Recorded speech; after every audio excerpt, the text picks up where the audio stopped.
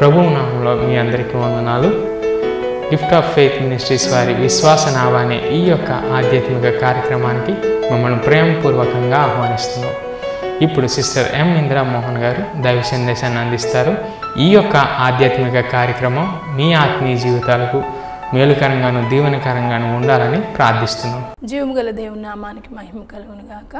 విశ్వాస నావాని యొక్క ఆధ్యాత్మిక కార్యక్రమాన్ని వీక్షిస్తున్నటువంటి మీ అందరికీ కూడా నా యొక్క శుభములు వందనాలు తెలియజేస్తున్నాను. ప్రియులారా, దేవుని మహాకృపను బట్టి మరొకసారి మిమ్మల్ని కలుసుకోవడానికి దేవుడు నాకు ఇచ్చిన భాగ్యాన్ని బట్టి దేవునికి మహిమ. మీరందరూ క్షేమంగా ఉన్నారని తలస్తూ దేవుని నేను మహిమపరుస్తున్నాను. మీకు ఎట్టి అవసరత ఉన్నా కానీ ప్రార్థన కొరకే మాకు ఫోన్ చేయండి. మేము తప్పనిసరిగా మీ కొరకు ఏ సమయంలోనైనా మేము ప్రార్థన చేయడానికి మేము సిద్ధంగా ఉన్నాం. ప్రియులారా, అనేక మంది మీలో మాకు ఫోన్ చేస్తున్నారు. దాన్ని బట్టి దేవునికి వందనాలు. మరలా తిరిగి వారి యొక్క అవసరతలు తీరిన తర్వాత మరలా ఫోన్ చేస్తున్నారు. చాలామంది అది చేయట్లేదు. ప్రియులారా, ఏదేమైనా యేసు నామములో మీ యొక్క ప్రతి అవసరతను దేవుడు తీరుస్తాడని నమ్ముతూ నేను దేవుని స్తుతిస్తున్నాను. ఇది నన్ను కూడా ప్రియులారా ప్రార్థన చేసుకుని వాక్య ధ్యానంలోనికి మనం వెళదాం. ప్రార్థన. మహోన్నతుడు అయిన దేవ, ప్రియ పరిశుద్ధాత్ముడ, జీవమునకు దాత, రక్షక, మీకు వందనాలు ప్రభువా. ఈ దినం కూడా వాక్యం ధ్యానం చేయడానికి మీరు ఇస్తున్న సమయాన్ని బట్టి మీకు వందనాలు. వాక్యాన్ని వినడానికి నాయన సిద్ధపడిన ప్రతి బిడ్డను బట్టి మీకు వందనాలు. నాయన వాక్యం బోధిస్తున్న నన్ను కూడా మీరు జ్ఞాపకం చేసుకుంటూ ఆయా వాక్యం వినుచుండగా ప్రతి బిడ్డ యొక్క హృదయము తెప్పరిల్లునట్లుగా, ఆత్మలో బలపడినట్లుగా నాయన ఈ లోక సంబంధమైనటువంటి ఐహికమైనటువంటి విచారములు విడిచిపెట్టి నాయన పర సంబంధమైనటువంటి నాయన ఆలోచన ఆనందమును పొందగలిగిన బిడ్డలుగా చేయమని అడుగుతున్నా. నిదాసరాలుగా నన్ను మరుగు చేసి నాయన అయ్యా మీరే మాట్లాడి మహిమ పొందమని నజరేయుడని యేసు నామములో బ్రతిమలాడి వేడుకుంటున్నాం మా పరమ తండ్రి, ఆమేన్. మరొకసారి దేవునికి మహిమ కలుగును గాక. ప్రియులారా, మీ అందరికి కూడా వందనాలు తెలియజేస్తున్నాను. గడిచిన కొన్ని ఎపిసోడ్ నుండి మనము ధ్యానం చేస్తున్నాం. దేవుడైనటువంటి యెహోవా మోషేకు చెప్పినాడు. ఏమని అంటే, నేను మీ మధ్యకు వచ్చి నివసించున్నట్లుగా, నేను మీతో మాట్లాడినట్లుగా ప్రత్యక్షపు గుడారాన్ని ఒకటి మీరు సిద్ధపరచాలి అని చెప్పినప్పుడు ప్రియులారా, మోషే ఆ రీతిగా చేయడానికి దేవుడు ఒక ప్రణాళిక చేస్తున్నాడని, ఒక నమూనా ఇచ్చినాడని మనము ధ్యానం చేస్తూ వచ్చినాం. ప్రత్యక్ష గుడారంలో 3 భాగాలు ఉండాలని మనం నేర్చుకున్నాం. ఆవరణంలో ఏమేమి ఉంటాయో నేర్చుకున్నాం ప్రియులారా. తర్వాత పరిశుద్ధ స్థలంలో ఏమేమి ఉంటాయో మనం నేర్చుకున్నాం. ఈ దినాన్ని అతి పరిశుద్ధ ఆ స్థలమును గురించి మనం నేర్చుకోబోతున్నాం. దానిలో మనం చూస్తున్నప్పుడు ప్రియులారా, ఆ అతి పరిశుద్ధ స్థలానికి ముందుగా ఒక తెర ఉంటుంది. ఆ తెర దాటుకునే అతి పరిశుద్ధ స్థలానికి వెళ్ళవలసి ఉన్నది ప్రియులారా. సామాన్యులు ఎవరు కూడా ఆ అతి పరిశుద్ధ స్థలానికి వెళ్ళడానికి వీలు లేదు. ఆవరణంలోనే ఉండాలి. పరిశుద్ధ స్థలంలోనికి యాజకులు మాత్రం వెళ్ళాలి. సంవత్సరానికి ఒక్కసారి మాత్రమే ఈ యొక్క అతి పరిశుద్ధ స్థలంలోనికి యాజకుడు అక్కడికి వెళ్ళి దేవునికి ఆ ధూపము వేయాలి, అర్పణ అర్పించాలి అనే సంగతిని దినాన్ని మనము జ్ఞాపకం చేసుకుంటున్నాం ప్రియులారా. ఆ యొక్క అతి పరిశుద్ధ స్థలంలో ఏమేమి ఉంటాయి అనేది ఈ దినాన్ని మనం ధ్యానం చేయబోతున్నాము. అయితే ఆ యొక్క అతి పరిశుద్ధ స్థలంలో ఆ దేవుని యొక్క సన్నిధి వారి మధ్యకి రావడానికి దేవుడైన యెహోవా అక్కడ యాజకులతో మాట్లాడడానికి ప్రియులారా అక్కడ ఒక అద్భుతమైనటువంటి ఒక పరికరాన్ని దేవుడు అక్కడ పెట్టమంటున్నాడు. ఏమిటి అది అంటే ప్రియులారా, మందసముగా మనము జ్ఞాపకం చేసుకునొచ్చు. ఈ మందసం గురించి మనం చూస్తే ఆనాడు ఆ దేవుడైనటువంటి యెహోవా చెప్పిన రీతిలో ఆ మందసాన్ని చేసినట్లుగా మనం చూస్తున్నాం ప్రియులారా. నిర్గమకాండము 25వ అధ్యాయం 10వ వచనాన్ని నేను చదువుతున్నాను. వారు తుమ్మకర్రతో ఒక మందసము చేయవలెను చెప్తున్నాడు దేవుడని యెహోవా. తుమ్మకర్రతో ఒక మందసము చేయాలి అని ప్రియులారా మనం జ్ఞాపకం చేసుకున్న ఆవరణంలో సామాన్యులు ఉండాలి. బలి అర్పించడానికి వచ్చిన వారు అతి పరిశుద్ధ స్థలానికి యాజకులు మాత్రమే వెళ్ళాలి. వారి యొక్క యాజకత్వం జరిగించేటప్పుడు అతి పరిశుద్ధ స్థలానికి వచ్చేటప్పటికి సంవత్సరానికి ఒక్కసారి యాజకుడు ఆ స్థలానికి ఆ స్థలంలో పెట్టబడినటువంటి మందసం మనం చూస్తే తుమ్మకర్రతో చేయమన్నాడండి. ఈ మాటను మనం జ్ఞాపకం చేసుకున్నట్లయితే తుమ్మకర్ర ఎందుకు పనికిరాదు, అది ముండ్లు ఉంటాయి, ఒకవేళ దాని నుండి జిగురు మాత్రము లేకపోతే గమ్ మాత్రం తీసుకొని కానీ అంతేగాని అది దేనికి పనికిరాదు. లేకపోతే పూర్వకాలము ఇంటి చుట్టూ కంచె వేసుకునేవారు అనే సంగతిని మనం జ్ఞాపకం. అలాంటి పనికిరాని ఆ యొక్క కర్రతో మందసం చేసి అతి పరిశుద్ధ స్థలంలో దేవుడు ఉంచమన్నాడంటే ఆయన యొక్క ఆలోచన ఒకసారి మనం గ్రహించాలని నేను మనవి చేస్తున్నాను. ఈ దినాల్లో ప్రియులారా, యేసుక్రీస్తు ప్రభువారు మన కొరకు ఈ లోకానికి వచ్చి మనం కూడా ఆయన ఉండే స్థలంలో ఉండాలని ఆశపడిన ఆ విధానాన్ని మనం గ్రహించినట్లయితే ఆ మందసము ఆయన ఎలాగైతే ఆ యొక్క అతి పరిశుద్ధ స్థలంలో ఉంచినాడు, మనల్ని కూడా ఆయన రాజ్యంలో ఉంచాలని ఆయన ఆశపడుతున్నాడు అనే సంగతిని మనం గ్రహించుకొని మన ఆత్మీయమైన జీవితాలు మనం సరి చేసుకోవాలి. మరి ఆ యొక్క ఆ మందసము ఎలాంటి కొలతలు తీసుకోవాలి అనేది కూడా దేవుడైనటువంటి యెహోవా మందసపు కొలతలను కూడా ఆయన చెప్పినాడు. ఒక మనుషుడు తనకి ఇష్టం వచ్చినట్లుగా దేవుని యొక్క మందిరము కట్టడానికి కానీ తన ఆత్మీయమైన జీవితాన్ని కట్టుకోవడానికి వీలు లేదండి. దేవుడు ఏ రీతిగా చెప్తున్నాడో ఆ రీతిగా కట్టుకోవాల్సినటువంటి అవసరత ఎంతైనా ఉంది. దేవుని మీద ఆధారపడి మనం జీవించవలసిన అవసరత ఉంది అని కూడా ఈ మాటలను బట్టి మనం జ్ఞాపకం చేసుకోవాలి. అయితే దేవుడైనటువంటి యెహోవా ఆ తుమ్మకర్రతో చేయబడినటువంటి ఆ మందసము ఎంత ఉండాలి, ఎంత పొడవు ఉండాలి, ఎంత వెడల్పు ఉండాలి, ఎంత ఎత్తు ఉండాలి అనేది ఆయన తెలియచేస్తున్నాడండి. 2 మూరలున్నర పొడవు ఉండాలంట, 3.5 వెడల్పు ఉండాలంట ప్రియులారా. మరి ఇంకా ఎత్తు ఎంత అంటే 3.5 అని చెప్పి అక్కడ దేవుడు ఆ యొక్క మోషేకి బయలుపరిచినట్లుగా మనం చూస్తున్నాం. అంతేకాదు కానీ ఆ తుమ్మ కర్రతో ఒక పెట్టి ఆకారంలో చేసి దానికి లోపల వెలుపల కూడా బంగారపు రేకు పొదగాలి అని చెప్పి దేవుడైన యెహోవా మోషేకి ఆజ్ఞాపించాడండి. మరలా ఆ పెట్టికి 4 ఉంగరాలు చేయాలి, అవి గొండెలుగా 4 పక్కల వాటిని పెట్టాలి. మరలా తుమ్మ కర్రతో వాటి కర్రలు చేసి ఆ కర్రలకు కూడా అంటే ఈ మందసాన్ని మోయడానికి ఆ కర్రలకు కూడా బంగారము పొదగాలి అని చెప్పి ఒక ప్రణాళిక దేవుడు చేసి మోషేకి చెప్పినట్లు మనం గ్రహించగలం ప్రియుల. అయితే మోషేకి చెప్పాడు, మోషే చేశాడా లేదా, చేయించాడా లేదా అది కూడా బైబిల్ గ్రంథం నుండి మనం చూస్తే ప్రియులారా, నిర్గమకాండము 37వ అధ్యాయం ఒకసారి మనం గమనించినట్లయితే అక్కడ ఎవరు చేశారు, ఎవరి చేత చేయించాడు అనేది మనం జ్ఞాపకం చేసుకోగలను. నిర్గమకాండము 37వ అధ్యాయం మనం చూస్తే మొదటి వచనాన్ని నేను చదువుతున్నాను ప్రియులారా. మరియు బెసలేలు తుమ్మకర్రతో ఆ మందసమును చేసెను. బెసలేలు అనే ప్రవీణుడండి, అతడు చాలా శ్రేష్టమైనటువంటి పనివాడంటండి. అతడు ఈ మందసాన్ని చేయడానికి ఆ దేవుడు ఎన్నిక చేసుకున్నట్లుగా మనం చూస్తున్నాం ప్రియులారా. మనల్ని కూడా పరిశుద్ధాత్మతో నింపడానికి యేసుక్రీస్తు ప్రభువారు ఒక కుమ్మరిగా ఉన్నారు అనే సంగతిని మనం జ్ఞాపకం చేసుకోవాలని ఈ యొక్క సమయంలో మనం గ్రహించాలని నేను మనం చేస్తున్నాను ప్రియులారా. ఈ బెసలేలు ఏం చేసినాడంటే ఆ తుమ్మకర్రతో మందసాన్ని చేసినట్లుగా మనం చూస్తున్నాం. ఆ నిర్గమకాండం 25వ అధ్యాయంలో ఇచ్చిన కొలతలన్నీ కూడా ఉపయోగించే ఈ బెసలేలు ఆ యొక్క తుమ్మకర్రతో మందసాన్ని చేసినట్లుగా మనం చూస్తున్నాం. ఈ వాక్య భావాన్ని మనం గ్రహించినట్లయితే నీవు వాక్యానుసారంగా జీవిస్తూ నీ బిడ్డలను కూడా వాక్యానుసారంగా పెంచాలి. మోషే ఎలాగైతే దేవుని మాటలు దేవుడు చెప్పినటువంటి ఆ యొక్క నియమాన్ని విన్నాడో ప్రియులారా, ఆ మందసాన్ని తయారు చేయట్లో ఎలాంటి కొలతలు అని విన్నాడో అది ఎక్కడ కూడా ఇంచు కూడా ఎక్కువ చెప్పలేదు, తక్కువ చెప్పలేదు. కానీ కరెక్ట్గా బెసలేలుకి కొలతలు ఇచ్చినప్పుడు అతడు కూడా అలా చేస్తున్నాడు. మరి నీవు నేను వాక్యాన్ని అనుసరిస్తున్నామా, వాక్యానికి తగినట్లుగా మనం జీవిస్తున్నామా లేదో ఒక్కసారి మనము జ్ఞాపకం చేసుకోవాలని లేఖనాలు తెలియజేస్తున్నాయి ప్రియులారా. ఈ రీతిగా ఆ యొక్క అతి పరిశుద్ధ స్థలంలో ఆ మందసాన్ని పెట్టాలి. ఆ మందసం ఎలా ఉంటుందంటే ఒక పెట్టె రూపంలో ఉంటుంది ప్రియులారా. అతి పరిశుద్ధంలో ఉండే భాగాల్లో మొదటిది ఏమిటి అంటే మందసం. ఆ మందసాన్ని లోన వెలుపల కూడా బంగారుపు రేకుని మరి పైన ఆ తాపడం చేయాలని చెప్పేసి దేవుడని యెహోవా చెప్పిన రీతిలోనే వారు అలా చేస్తున్నారు ప్రియులారా. అయితే అలా చేసిన తర్వాత ఈ మందసం పెట్టేలాగా ఉంది అని చెప్పినాను కదండి, అందులో 3 వస్తువులు పెట్టడం జరిగింది ప్రియులారా. ఆ 3 వస్తువుల గురించి ఒక్కసారి మనం జ్ఞాపకం చేసుకుందాం.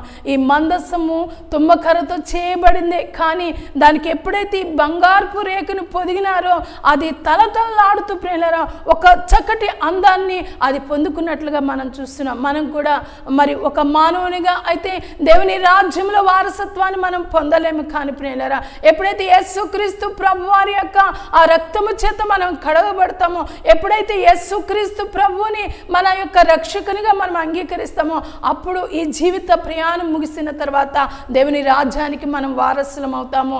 ఆ కెరూబులు సెరూబుల మధ్య ఆరాధింపబడుతున్న ఆ దేవుని రాజ్యములో మనం స్వాస్థ్యాన్ని పొందుకుంటాం అనే సంగతిని కూడా మనం జ్ఞాపకం చేసుకోవాలి. ఆ తుమ్మ కర్రగా అయితే దానికి విలువ లేకపోయేమో, కానీ ప్రియులారా దానికి ఎప్పుడైతే ఆ బంగారపు రేకును ఆ పెట్టి లోపల బయట మరి ఎప్పుడైతే దాని మీద పొదిగినారో అప్పుడు దానికి ఒక విలువ వచ్చింది అనే సంగతిని మనం జ్ఞాపకం చేసుకోవాలి. ప్రియులారా క్రైస్తవ బిడ్డలు మనం చెప్పుకుంటున్నాం, మనము పై రూపమే క్రైస్తవులుగా కనిపిస్తున్నామా, అంతరంగం ఎలా ఉంది, మనము బయట లోపల కూడా క్రీస్తుని కలిగిన వారుగా ఉండాలి. ఒకవేళ మనల్ని చూసి ప్రియులారా ఒకవేళ మనం ప్రైజ్ లార్డ్ చెప్పడం ద్వారా లేకపోతే క్రైస్తవ కూడికలకు వెళ్ళడం ద్వారా వీరు క్రైస్తవులు, వీరు కూడా దేవుని నమ్ముకున్నారు అని చెప్పించుకునే ఆ స్థితిలోనే ఉంటున్నామా, నిజంగా దేవుని యొక్క ప్రేమను దేవుని యొక్క దయను కరుణను చూపించేవారుగా ఉంటున్నామా ఒకసారి మనం జ్ఞాపకం చేసుకోవాలి. పరిశుద్ధ గ్రంథంలో మనం చూస్తే మత్తయి సువార్తలో చెప్తూ ఉన్నాడు భక్తుడు ప్రియులారా,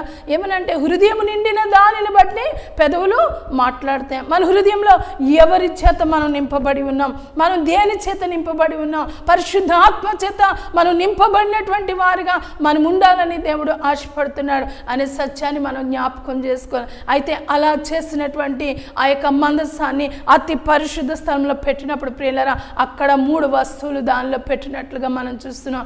ఏమిటి అంటే అవి ప్రియులారా ఆ 3 ఒకసారి మనం జ్ఞాపకం చేసుకున్నట్లయితే ఆ మందసంలో పెట్టింది బంగారు పాత్ర. ఆ మందసంలో ఒక బంగారు పాత్ర పెట్టినారండి. ఎందుకంటే ప్రియులారా ఆనాడు ఇశ్రాయేలు ఆ మన్నా తిన్నారు కదండి, అలాంటి మన్నా ఆ బంగారు పాత్రలో వేయాలని దేవుని యొక్క ఉద్దేశం ప్రియులారా. అందుకనే అక్కడ ప్రభు వారితో మాట్లాడుతున్నటువంటి సమయంలో మరి ఈ యొక్క పాత్ర ఎంతైనా ఉపయోగపడుతుందనే ఉద్దేశంతో ప్రియులారా ఆ బంగారు పాత్రను ఆ మందసంలో ఉంచాలని దేవుడు ఆశపడినట్లుగా మనం చూస్తున్నాం. ప్రియులారా నీవు నేను కూడా ఒక పాత్రగా మారాలని దేవుడు ఇష్టపడుతున్నాడు. దేవుని సన్నిధిలో ఒక పాత్రగా నీవు నేను ఒక శ్రేష్టమైనటువంటి పాత్రగా మనం ఉండాలని దేవుడు ఆశపడుతున్నాడు అనే సంగతిని మనం జ్ఞాపకం చేసుకోవాలి. ఆనాడు దేవుడు మరి వారికి మన్నా పంపించినప్పుడు వారు తిన్నారు. ఆ మన్నా కలిగినటువంటి పాత్ర బంగారు పాత్ర ఆ మందసంలో ఉంచాలని దేవుని యొక్క ఉద్దేశమైంది ప్రియులారా. రెండవదిగా మనం చూస్తున్నప్పుడు చిగిరించినటువంటి అహరోను చేతి కర్ర అని కూడా మనం చూడగలం ప్రియులారా. మరి ఇశ్రాయేళ్ల మధ్య అనేక సార్లు అనేకమైన సనుగులు గొనుగులు వస్తూ ఉన్నప్పుడు ప్రియులారా దేవుడైనటువంటి యెహోవా మోషేకి చెప్పినాడు, అయ్యా 12 గోత్రాలకి 12 కర్రలు ప్రత్యక్షపు గుడారంలో పెట్టండి, ఏ కర్ర అయితే చిగిరిస్తుందో వారిని నేను ఎన్నిక చేసుకుంటాను అని చెప్పినాడు. అహరోను కర్ర మీద లేవి అని రాయమన్నారు. ఆ దేవుడైన యెహోవా చెప్పినట్లుగా మోషే చేసినాడు ప్రియులారా. కర్రలన్నీ చూసినప్పుడు ప్రియులారా అహరోను కర్ర ఒకటే చిగిరించినట్లుగా మనం చూస్తున్నాం. చిగిరించడమే కాదు కానీ అది పువ్వులు బాదంకాయలు కూడా కాసినట్లుగా మనం చూస్తున్నాం ప్రియులారా. మనం కూడా దేవుళ్ళు ఫలించేవారుగా ఉన్నామా లేదా ఒకసారి మనం ఆలోచన చేసుకోవాలండి. అందుకని యోహాను సువార్తలో భక్తుడు చెప్తున్నాడు, అయా నువ్వు నిజమైన ద్రాక్షవల్లివి, నేను తీగను అంటున్నాడు. మరి ఆయనలో ఫలించిన ప్రతి తీగను కూడా దేవుడు ఏం చేస్తాడండి, తీసి పారవేస్తాడు. కానీ మరి మనల్ని ఎంతగానో ఆయన ప్రేమిస్తున్నాడండి. మనము క్రైస్తవులుగా ఉంటూ అనేకమైన విషయాల్లో ఫలించకపోయినా కానీ ఆయన ఓరిమి చూపుతున్నారనే సంగతిని జ్ఞాపకం చేసుకుంటూ వాక్యం వింటున్న ప్రియ సహోదరి ఇప్పుడైనా నీ హృదయాన్ని మార్చుకోమని దేవుడు ఆశపడుతున్నాడు. ఇప్పటికైనా దేవుని వైపు తిరగాలని నువ్వు ఫలించాలని దేవుడు ఆశపడుతున్నాడు అనే సంగతిని నీవు నేను గ్రహించాలని దేవుడి దినాన్ని మాకు తెలియచేస్తున్నాడండి. అహరోను కర్ర కూడా ఆ మందస్సంలో ఉండాలని దేవుని యొక్క చిత్తమైంది ప్రియులారా. నీవు నేను కూడా ప్రియులారా దేవుని యొక్క సన్నిధిలో ఉండాలని దేవుని యొక్క ఉద్దేశమై ఉన్నదని జ్ఞాపకం చేసుకోవాలని లేఖనాలు తెలియచేస్తున్నాయి ప్రియులారా. మూడవదిగా మనం చూస్తున్నప్పుడు నిబంధన పలకలు ప్రియులారా. ఈ 3 కూడా దేవుని యొక్క ప్రసన్నత కలిగినవే అని మనం జ్ఞాపకం చేసుకోవాలి. నిబంధన పలకలు ప్రియులారా. ఈ 3 గురించి మనం చూస్తే మొదటిగా బంగారు పాత్ర, మన్నా కలిగిన పాత్ర అంటే ఆ మన్నా అనే ఆహారము వాక్యమై ఉన్నది.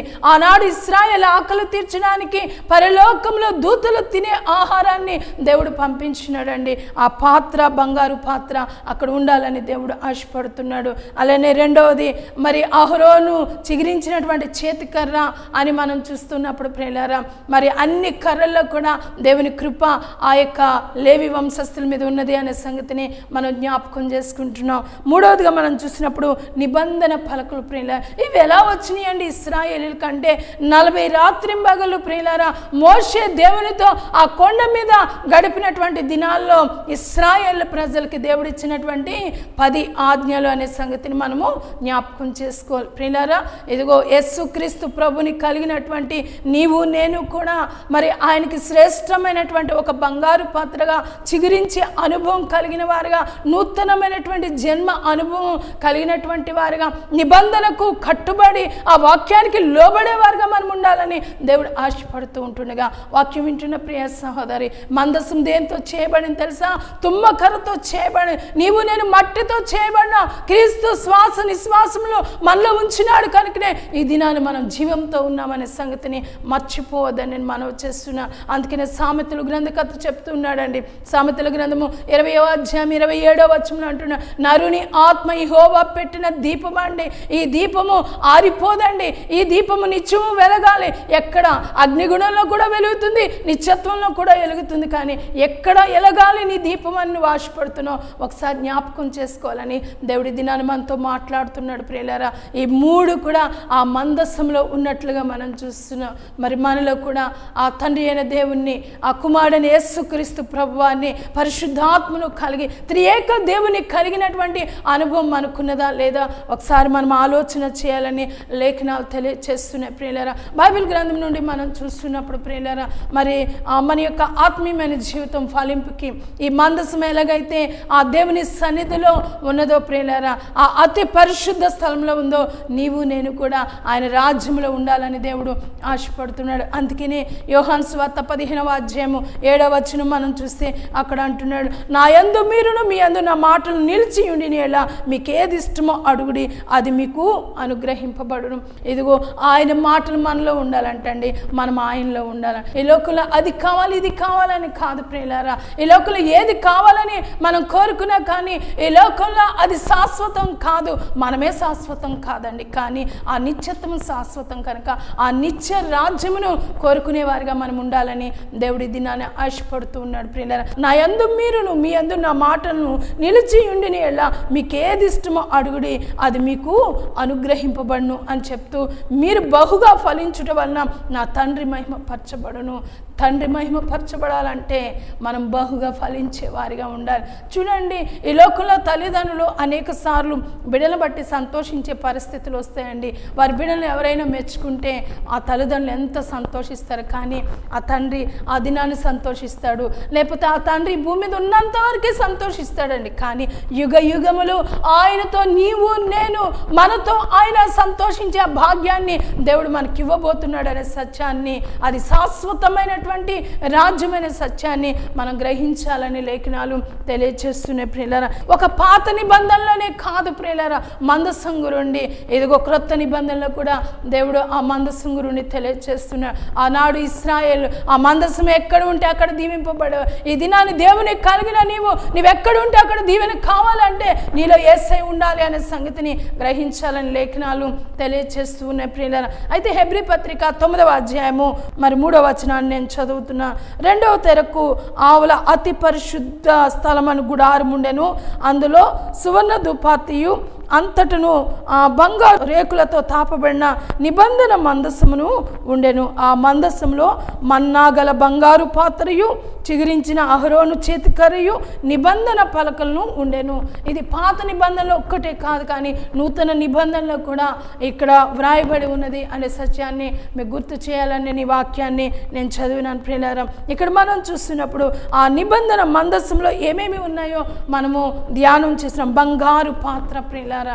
అలానే ఆ చిగురించినటువంటి అహరోను కర్ర కూడా అక్కడ ఉన్నది. అంతేకాదు కానీ నిబంధన పలకలు కూడా ఉన్నవి అనే సంగతిని మనం జ్ఞాపకం చేసుకోవాలి. ఈ దినాన్ని పరిశుద్ధాత్మ దేవుడు నీలో ఉన్నాడా? వాక్యము నీలో ఉన్నదా? దేవుని గూర్చిన ఆరాధన నీలో ఉన్నదా? నీలో దేవుని గూర్చిన సాక్ష్య జీవితము మనస్సాక్షి నీకు ఉన్నదా లేదా ఒకసారి జ్ఞాపకం చేసుకోవాలని పరిశుద్ధాత్మ దేవుడు ఈ దినాన్ని మనతో మాట్లాడుతున్నాడు. దేవుడైన యెహోవా మోషేకు చెప్పినట్లుగా ప్రియులారా ఆ మందసాన్ని చేసి ఆ యొక్క అతి పరిశుద్ధ స్థలంలో పెట్టినారు. తర్వాత మరి ఆ ఇశ్రాయేలు వారి ప్రాంతాలకు వెళ్ళినారు. తర్వాత రాజులు వచ్చినారు. మరి ఈ మందసము ఒక్కొక్క స్థలం నుండి మార్చబడుతూ ఉంది. యెరూషలేము తీసుకుని వెళ్ళబడింది. అలానే అనేక మంది ఆ గృహాల్లో ఇది ఉంచబడింది. ఆ ఓబేదేదు ఇంటిలో ఉంచబడింది. వారు దీవింపబడినారు. ఇప్పుడు ఈ మందసం ఎక్కడున్నది అనే సంగతిని మనం చూస్తే ప్రియులారా ఒక రీతిగా మనం చెప్పాలి అంటే ఈ మందసం ఎక్కడున్నది ఈ మందసం అంటే ప్రియులారా పరలోక రాజ్యంలో ఉన్నది. పాస్టర్ గారు మీరు చూసారా అంటే నేను చూడలేదు, కానీ పరిశుద్ధ గ్రంథము మనకు తెలియచేస్తుంది ప్రియులారా. ప్రకటన గ్రంథం మనం జ్ఞాపకం చేసుకున్నట్లయితే ప్రకటన గ్రంథము 11వ అధ్యాయం కనుక మనం చూస్తే అక్కడ మందస్సము గురించి ఈ రీతిగా వ్రాయబడి ఉంది ప్రియులారా. 19వ వచనాన్ని నేను చదువుతున్నాను. మరియు పరలోకమందు దేవుని ఆలయము తెరవబడగా దేవుని నిబంధన మందసము ఆయన ఆలయంలో కనబడను. ఈ మందసము ఈ భూమి మీద తయారు చేయబడినటువంటి ఈ తుమ్మ కర్రతో తయారు చేయబడి ప్రియులారా ఆ బంగారు ఆ రేకును పొదిగినటువంటి ఈ మందసం ప్రియులారా పరలోక రాజ్యానికి ఎలా వెళ్ళింది? ఇది దేవుని యొక్క ఏర్పాటు.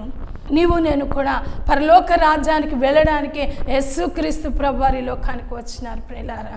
నీవు నేను పరలోక రాజ్యంలో నిత్యము జీవించడానికే ఆయన ఈ లోకానికి వచ్చి మన కోసము ప్రాణం పెట్టినారనే సంగతిని మనం జ్ఞాపకం చేసుకోవాలి.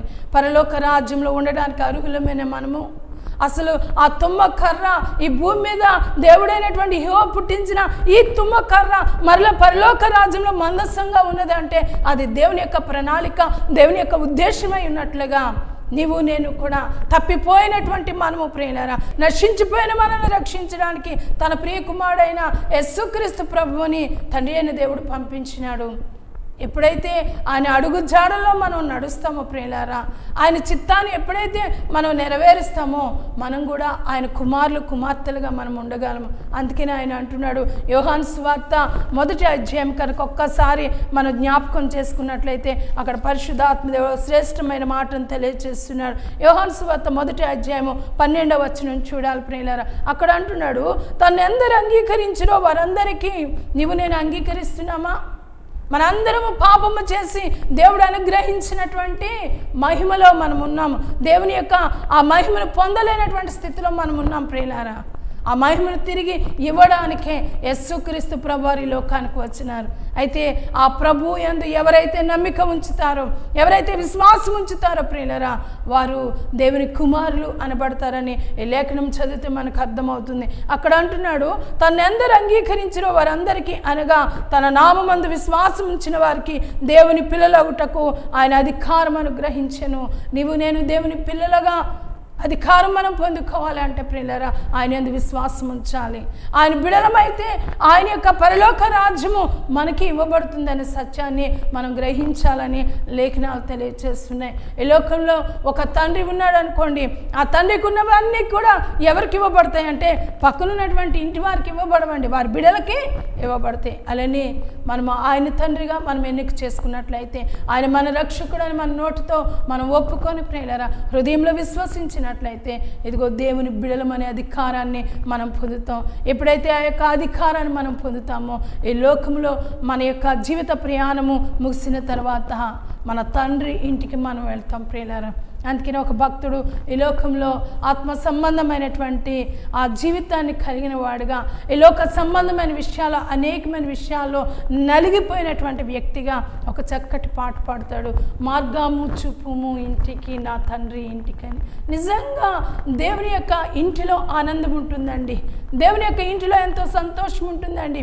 అక్కడ ఆకలి దప్పికలు ఉండవండి, అక్కడ చీకటి ఉండదండి, అక్కడ కన్నీరు కార్చడం ఉండదండి. అంత గొప్ప రాజ్యములో నిన్ను నన్ను దేవుడు ఉంచాలని ఆశపడుతున్నాడు. ఈ తుమ్మ కర్రతో చేయబడిన మందస్సమును ఆ యొక్క పరలోక పట్టణంలో కానీ నీకు నాకు నిరంతర జీవితాన్ని దేవుడు ఇవ్వాలని ఆశపడుతున్నాడు. అటు జీవితం కావాలంటే ఇదిగో ఈ దినాన్ని ఒకసారి దేవుని సన్నిధిలో మనం అడుగుతాం. కళ్ళు మూసుకున్నట్లయితే ప్రార్థన మనం చేసుకుందాం. ప్రియ సహోదరి, ఇదిగో నీవు దేవుణ్ణి అడుగు. ప్రభువా, ఇదిగో మందస్సము అయా మరి ఇదిగో ఆ అతి పరిశుద్ధ స్థలంలో ఉన్నట్లుగా ప్రభువా నేను కూడా నీ యొక్క రాజ్యంలో ఉండాలని నేను ఆశపడుతున్నాను ప్రభువా అని నువ్వు అడగడానికి ముందుగా నీవేమై ఉన్నావు ఒకసారి ఆలోచన చేసుకో.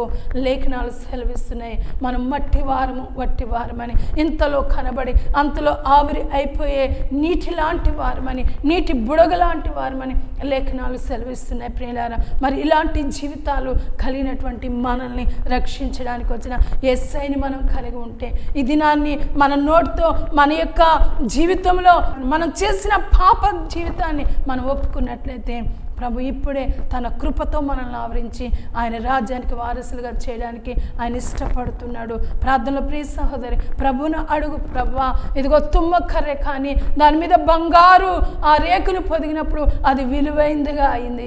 ప్రభా, నీవు నాలోనికి రండి ప్రభువా, నీ మాటలు నాలో ఉంచండి ప్రభువా, నేను నీలో ఉండగలిగిన బిడగా నన్ను ఉంచండి ప్రభా అని అడిగితే ఆయన ఇష్టపడుతున్నాడు. ఎందుకంటే ఆయన దినమెల్లా గాయపడిన తన చేతులు చాపుతున్నాడు. నీ కొరకు నా కొరకు ఈ దినమైన నా బిడ్డ నా దగ్గరకు వస్తుందేమని ఆయన ఎదురు చూస్తూ ఉంటుండగా ఆయన దగ్గరకు వచ్చే బిడ్డలుగా మనం ఉండడానికి దేవుని మనం ప్రార్థన చేద్దాం. దయగల మా తండ్రి, ప్రేమగల ఆయన, మీ మాటలను బట్టి మీకు వందనాలయ్యా. మీ మాటలు అయా ఇదిగో కష్టంలో ఉన్నవారికి నెమ్మది కలిగించేసేవి నాయన. ఆదరణ లేని వారికి ఆదరణ కలిగించే మీ మాటలను బట్టి మీకు వందనాలయ్యా. ఈ దినాన్ని ప్రభా అయా ఇదిగో వాక్యాన్ని బట్టి మీకు వందనాలయ్యా. ఇదిగో మందస్సం ప్రభా తుమ్మకర్రతో చేయబడిన మానవులమే కానీ అయ్యా ఇదిగో మట్టితో చేయబడిన వారమే కానీ నాయన మీ నిశ్వాసంలో మాలో ఉంచినారయ్యా. ఆనాడు నా తండ్రి నాయన ఇదిగో ప్రభా ఆదామును మీరు కలుగు చేసి వాని నాసికారంధ్రంలో జీవాయువుగా నరుడు జీవాత్మ ఆయను అని ఈ జీవమును ఆత్మను ప్రభువా నశింప చేసుకునే స్థితిలోనికి మానవుడు వచ్చినా కానీ మరలా జీవము అయా మీరు పోసిన తండ్రి మమ్మల్ని మీరు రాజ్యంలో ఉంచాలని మీరు ఆశపడుతూ మా కోసం ప్రాణం పెట్టిన యేసయ్య ప్రతి బిడను మీ చేతులకు అప్పగిస్తూ ప్రతి బిడను కూడా మీరు బలపరచమని ఆ ధైర్యమును తీసివేస్తూ అయ్యా నీ కొరకు ఎదురు చూస్తూ నూతన బలాన్ని పొందే బిడ్డగా ప్రతి బిడను కూడా బలపరిచి మీరు దీవించి ఆశీర్వదించమని నీ కృపలతో నింపమని నజరేయుడైన యేసు నామములో బ్రతిమలాడి వేడుకొంచున్నాము పరమ తండ్రి, ఆమేన్. ఈ ఆధ్యాత్మిక కార్యక్రమం మీ ఆత్మీయ జీవితాలకు మేలుకరంగా ఉన్నట్లయితే మీ అనుభవాలను మాతో పంచుకోండి. మీ ప్రార్థన అవసరతల కొరకు మమ్మల్ని సంప్రదించండి. మా చిరునామా gift of faith ministries, sister M Indramohan, faith church, housing board colony, Lala Cheruvu, Rajahmundry. మా ఫోన్ నంబర్స్ 083-244-9932. మా మొబైల్ నంబర్ 944-160-9656.